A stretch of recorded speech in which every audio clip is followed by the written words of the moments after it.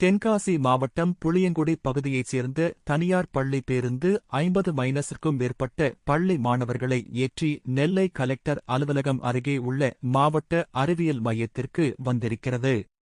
மாணவர்கள் அறிவியல் மையத்தை பார்வையிட்ட பின் தங்களது பள்ளி பேருந்தில் ஏறி புளியங்குடிக்கு புறப்பட்டு உள்ளனர். பேருந்தை இயக்கிய டிரைவர் வழி தெரியாமல் கலெக்டர் அலுவலகத்திலிருந்து மேலப்பாளையம் செல்லும் சாலையான கொக்கரகுளம் வழியாக சென்று இருக்கிறார். அப்பொழுது மாநகராட்சி சார்பில் கொக்கரகுளம் பகுதியில் பாதாள சாக்கடை பணிக்காக சாலையில் பள்ளம் தோண்டி வைக்கப்பட்டிருக்கிறது. இந்த பள்ளத்தில் தனியார் பள்ளி பேருந்து சாய்ந்தது. நல்வாய்ப்பாக யாருக்கும் எதுவும் ஏற்படவில்லை.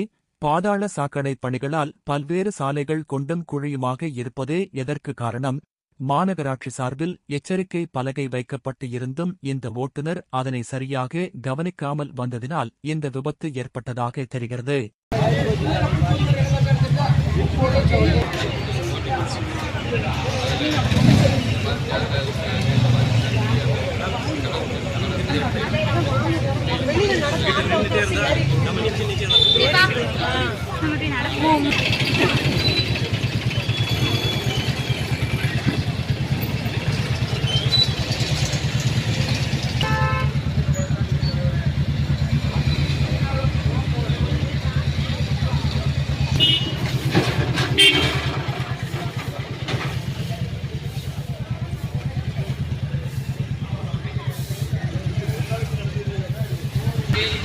ஒரு வண்டி வந்து